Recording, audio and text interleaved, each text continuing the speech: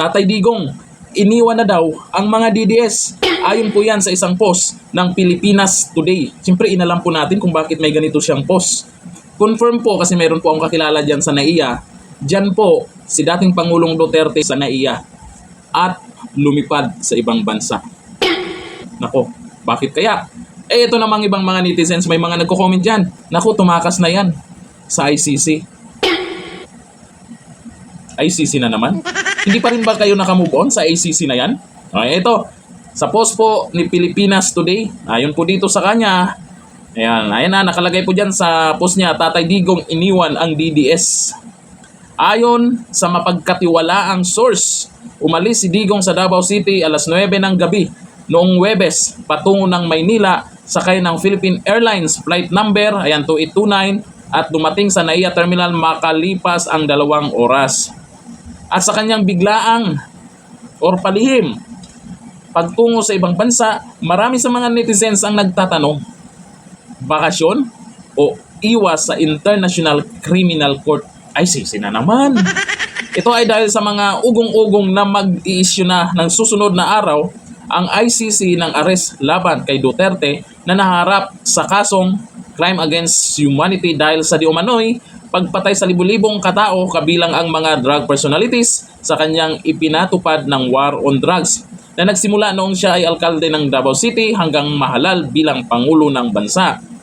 Ang biyahe ni Duterte sa bansa ay nataon din sa kasagsagan ng pangangampanya ng PDP laban senatorial candidate sa kanyang sinusuportahan.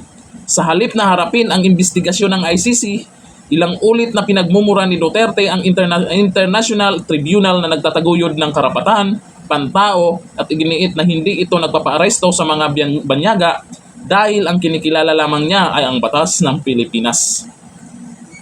Nako, babalik pa kaya si Tatay Digong dito sa Pilipinas? Pero ito po ang katotohanan. Sa mga mukhang natutuwa dyan dahil ay may ano na daw yung ICC warrant. Ay sus, talaga naman itong mga ito. Hindi pa rin kayo move on din pag may time.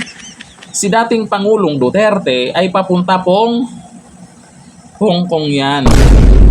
Kasi po, ayan po ha, meron pong pasasalamat kay PRRD kasama ang mga OFW ngayong linggo, March 9, 2025. Akala naman ng mga to ay tumakas na si Tatay Digong. Kayo naman, panoorin nyo dito sa mangyayaring pasasalamat kay PRRD dyan sa Hong Kong. Makikita nyo kung gaano karaming mga OFW dyan na si Tatay Digong pa rin ang nasa puso nila.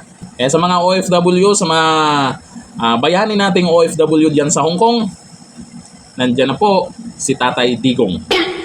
Abangan, mag-live tayo nyan. Para naman, yung iba dyan, sasakit na naman ang dibdib ng mga yan. Kasi naman, alam ko, dudumugin si Tatay Digong dyan. Duterte pa rin. Ganito lang, thank you.